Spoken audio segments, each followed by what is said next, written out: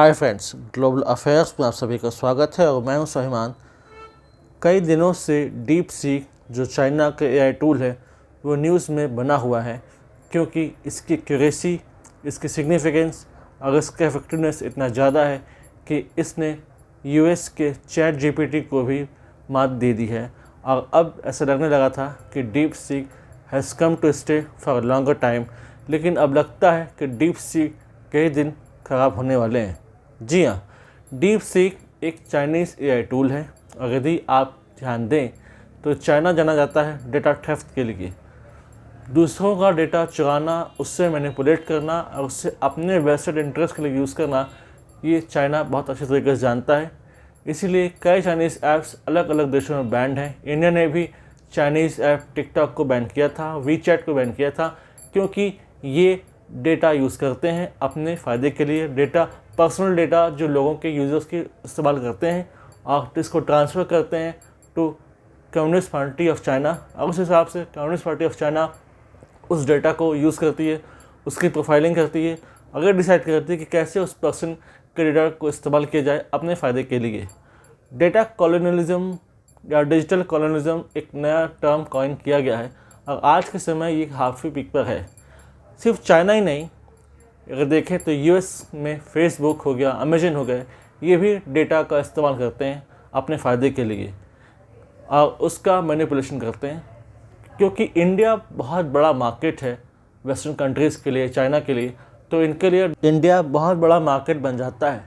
अब यदि आप डीप सीक एआई टूल में कोई टेक्स्ट टाइप करें, कोई इमेज वहाँ पर इंसर्ट करें, तो इसका वो इस्तेमाल करेगा डेटा प्रोफाइलिंग में और इसे वो सीधे भेजेगा to the Communist Party of China.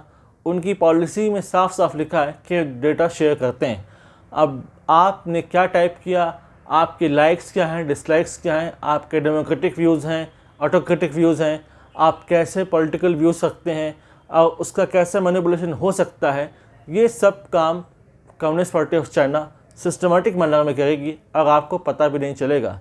अब आपके व्यूज़ क्या हैं चाइना को लेके? क्या आप तिब्बत को चाइना का पार्ट मानते हैं या इंडिपेंडेंट देश मानते हैं? आप कम्युनिस्ट पार्टी ऑफ चाइना के बारे में क्या सोचते हैं? आप चाइना की थिंकिंग के बारे में क्या रखते हैं?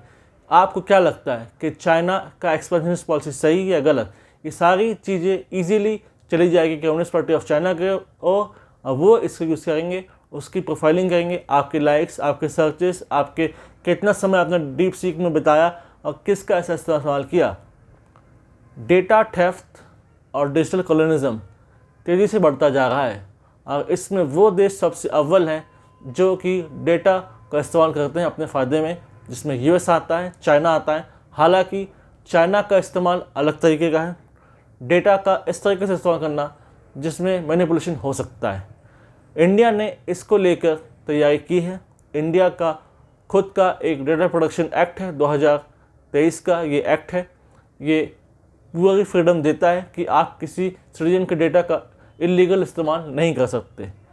इंडिया खुद का भी एआई टूल बना रहा है, इंडिया खुद का भी जेनरेटिव एआई एप्लीकेशन बना रहा है, ताकि हम चाइनीज़ ऐप या यूएस के ऐप पर डिपेंडेंट ना रहें, इंडियन ऐप यूज़ करें और सेफ और सिक्योर रहें। अब अगर चाइना की बात करें तो वहाँ कोई डेमोक्रेसी तो है नहीं, वहाँ एक ऑटोक्रेटिक गवर्नमेंट है, वन पार्टी रूल है, वहाँ पर सिस्टमेटिक डेमोक्रेटिक प्रोसेस फॉलो होता नहीं, वहाँ इंडिपेंडेंट जुडिशरी है नहीं। तो डेटा थेफ्ट को लेकर आप कैसे चाइना में गुहार लगाएंगे या कैसे आप जो है कंप्लेन कर सकते हैं?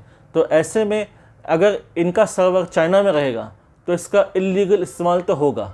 हालांकि अगर सर्वर इंडियन हुआ, इंडियन सर्वर के अंदर रहे तो अच्छा होगा। इस पर बात भी की जा रही कि इसका सर्वर इंडियन होना चाहिए। हालांकि इसे को लेकर आयरलैंड ने और इटली ने, दोनों ने इसे बैन कर दिया है। डीप सीक दोनों देशों में बैन हो गया है। यूएस नेवी ने इसे ब्लॉक कर दिया है और ऑस्ट्रेलिया, इंडिया और बाकी देश कंसिडर कर रहे हैं इसको बैनिंग को लेकर। बात सही भी है, क्योंकि चाइनीज़ ऐप सस्पिशियस रहे हैं, हमेशा शक की निगाह से देखे गए हैं।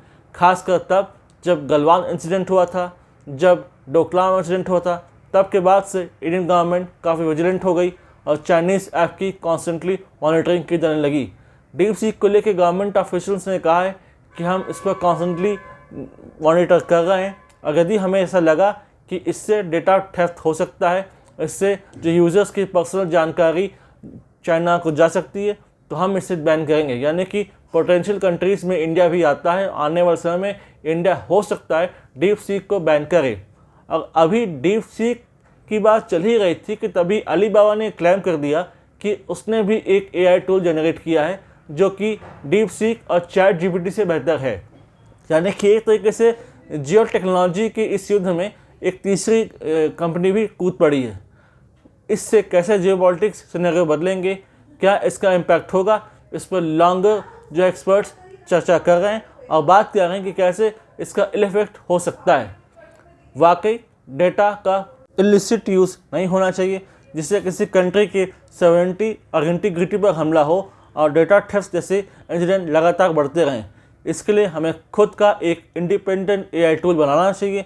बल्कि मैं तो कहना चाहूँगा कि हमारा खुद का एक ऐप स्टोर होना चाहिए, प्ले स्टोर और ऐप स्टोर की तर्ज पर, ताकि हम US पर या चाइना पर इन चीज़ों को लेकर डिपेंडेंट ना रहें। क्योंकि हम जाने जाते हैं एक IT हब में के रूप में, तो हमें इसका इस्तेमाल करना चाहिए और खुद का एक AI टूल बनाना चाहिए, खुद का प्ले स्टोर बनाना चाहिए और खुद का एक ऐसा इकोसिस्टम होना चाहिए जहाँ पर जो यूज़र्स हैं वो इंडिपेंडेंट और सिक्योर फील करें, ताकि उनका डेटा इलीगली यूज़ ना हो और किसी पर्सन और किसी पॉलिटिकल पार्टी के द्वारा वेस्टेड इंटरेस्ट इस्तेमाल ना हो।